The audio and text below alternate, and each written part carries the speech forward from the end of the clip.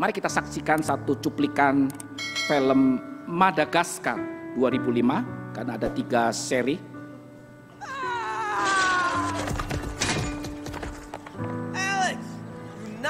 Cerita tentang Marty, seorang zebra yang dengan begitu luar biasa melayani seluruh pengunjung kebun binatang. Mereka semua senang, mereka semua tertawa. Di kebun liar atau di kebun binatang liar di Central Park Zoo, Amerika. Tetapi dalam usia yang ke-10 ketika teman-temannya merayakan dia mulai sadar ada sesuatu yang salah di situ. Walaupun pemilik kebun binatang ini atau para pelatih memelihara dengan begitu detail, memberi segala kebutuhan yang dimiliki oleh Marty dan teman-teman yang lain, memastikan tempat tinggal mereka tidak berbeda jauh dengan hewan dengan sauna kebun binatang yang liar itu. Namun seluruh kenyamanan itu menggelisahkan zebra atau si Marty ini, sehingga kemudian mereka bergumul untuk kembali kepada habitat aslinya. Dan keinginan Marty dengan teman-temannya akhirnya terwujud. Mereka melarikan diri dari kebun binatang dan kemudian terdampar di Madagaskar dan hidup sebagaimana dia diciptakan sebagai zebra.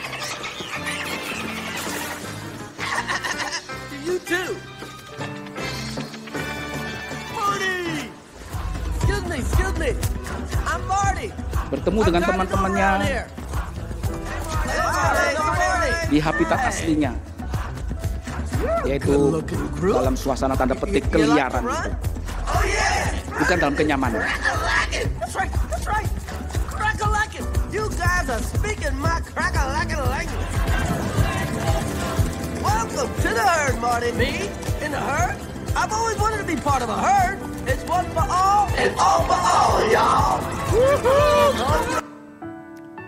Maaf, gereja tanpa sadar seperti pelatih-pelatih binatang di kebun binatang itu, memastikan saudara-saudara boleh tempat duduk yang nyaman, tempat duduk favorit Anda. Semua yang datang maupun terlambat tidak terlambat akan dilayani, bisa masuk dengan segala kenyamanan yang kau bisa nikmati. Tapi permisi tanya, apakah kenyamanan minggu demi minggu itu tidakkah pernah membuat engkau gelisah bahwa ada sesuatu yang salah sesungguhnya? Tuhan Yesus menciptakan kita, kemudian kita jatuh dalam dosa, kemudian mengangkat kita keluar dari segala lumpur dosa. Filipi pasal 2 ayat 6 hingga ayat 10 katakan, Ia meninggalkan semuanya, tidak menganggap semua apa yang dia miliki itu yang harus dipertahankan, lalu kemudian mengosongkan dirinya dalam peristiwa kenosis Natal itu, dan kemudian sampai mati di atas kayu salib.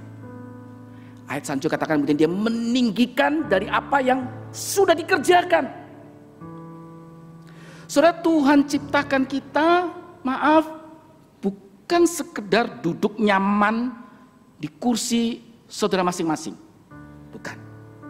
Bukan.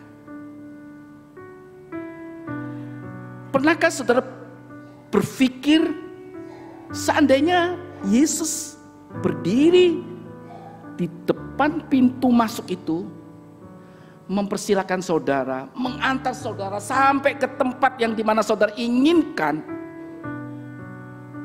memastikan saudara sudah duduk tenang, lalu dia kemudian membuka sepatu saudara, membasuhmu, apa responmu? Bangga? Senang? Sukacita? atau risih. Jangan Tuhan, tidak layak saya dilayani seorang seperti itu.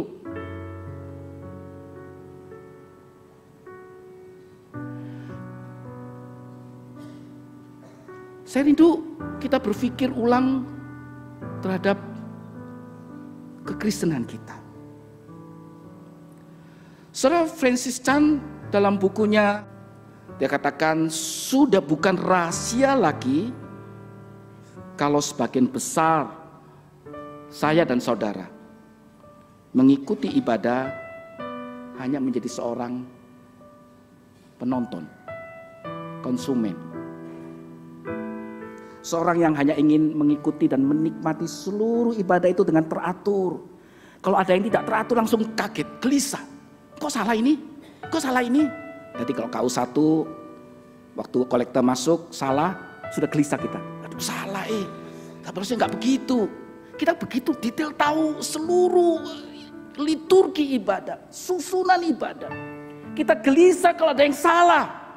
Kita gelisah kalau khotbah itu salah. Dan kemudian segera kita mulai mengkritiknya. Oh kita rasa terberkati dan kemudian terima kasih Pak Pendeta untuk khotbahmu yang begitu bagus.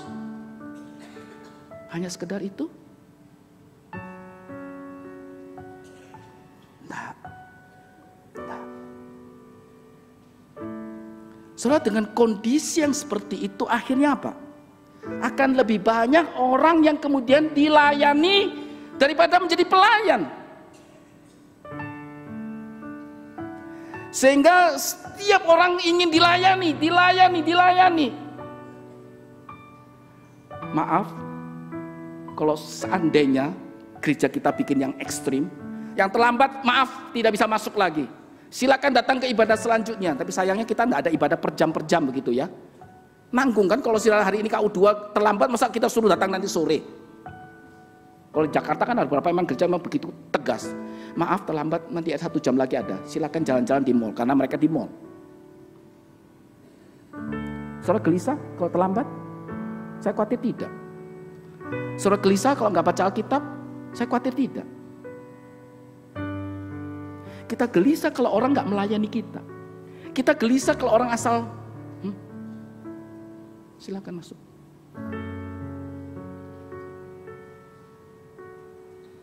Saudara, akan muncul kemudian banyak orang-orang yang kemudian melayani itu dilayani daripada melayani. Oh kita puas kalau maaf rasio kita ini, otak kita kemudian terpuaskan oleh khotbah-khotbah. Nah ini baru khotbah yang bagus. Nah ini doktrinnya bagus. Maaf kalau doktrinnya nggak bagus, saya khawatir saudara langsung pulang, langsung lapor semua antri di depannya Musetok punya kantor. Salah Pak Pendeta itu tadi khotbah. Itu penafsiran nggak tepat. Tapi kita nggak pernah ingat sebenarnya firman Tuhan itu bicara tentang apa untuk kita. Terpuaskan kalau emosi kita terpenuhi dalam seluruh perjalanan hidup kita. Kalau banyak orang kemudian hanya dilayani, tidak heran setiap minggu muncul maaf basa-basi. Silakan datang.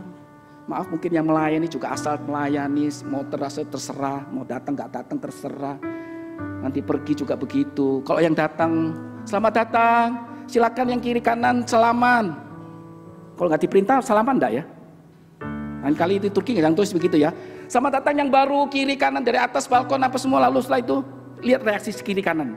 Menyambut dengan sukacita enggak? Semuanya rutinitas. Selamat datang semua. Tapi setelah itu kenal enggak lagi? Sambut lagi enggak? Sudah mau tahu apa? Saudara, semangat konsumerisme itu kemudian pelan-pelan tanpa kita sadari kemudian membebani pikiran kita dan selalu kita berpikir, apa yang salah dalam setiap khotbah? Apa yang perlu saya kritik? Apa yang saya perlu benahi? Secara perlahan tanpa kita sadari kemudian mematikan pergerakan gereja untuk mendengar apa sih sebenarnya suara Tuhan. Bukan suara pendeta, bukan suara-suara pengkritik, bukan suara-suara pemuji-pemuji, bukan. Tapi apa yang Tuhan inginkan setiap minggu bagi kita? Yang hari ini datang duduk, baik dalam ibadah pagi, siang, ataupun nanti malam.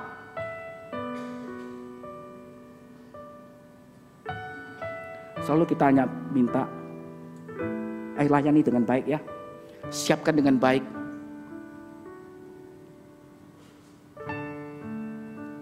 Kisah pasal 2 ayat 44-45, berarti Lausani tanya, Musa apa hubungannya kisah dengan kejadian? Dia bingung.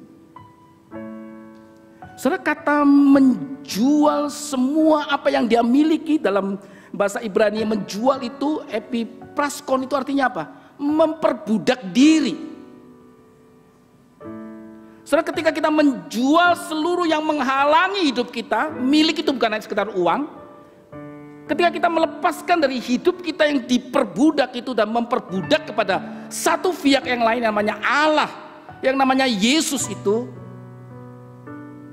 maka terjadilah kebangunan demi kebangunan seperti yang terjadi dalam kisah pasal 2 itu. Minggu lalu Pendeta Yong sudah menyampaikan, ketika kita mengikut Yesus, kita harus melepaskan, siap melepaskan semuanya itu. Berapa yang kita masih pegang begitu erat? Maaf, bukan hanya saudara, termasuk saya mengingatkan saya. Hai Samgar, berapa yang masih engkau pegang dalam hidupmu? Kita lihat kisah Efesus pasal 4 ayat 10.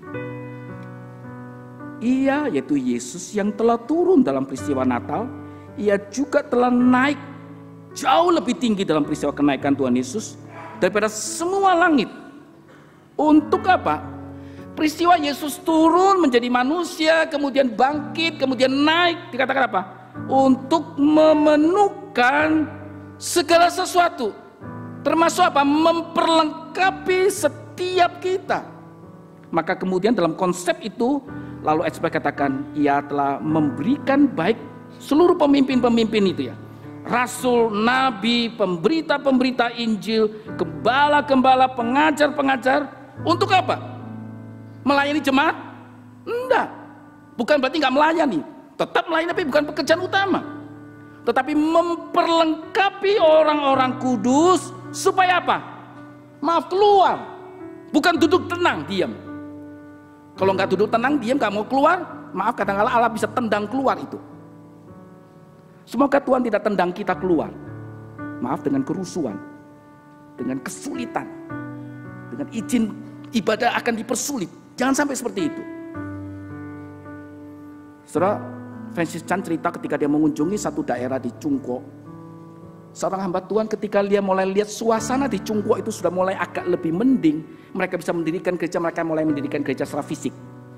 Bukan gereja di bawah tanah yang tidak bisa diketahui oleh aparat daripada PKC itu. Mereka mulai mendirikan gereja, jemaat begitu banyak, ribuan. Pemerintah mulai khawatir, suruh tutup. Pendeta suruh meninggalkan semua pelayanan. Dan dia sadar sebenarnya itulah gereja. Gereja bukan berada dalam zona kenyamanan, tapi seharusnya berada dalam zona yang tidak nyaman. Menyebar, keluar,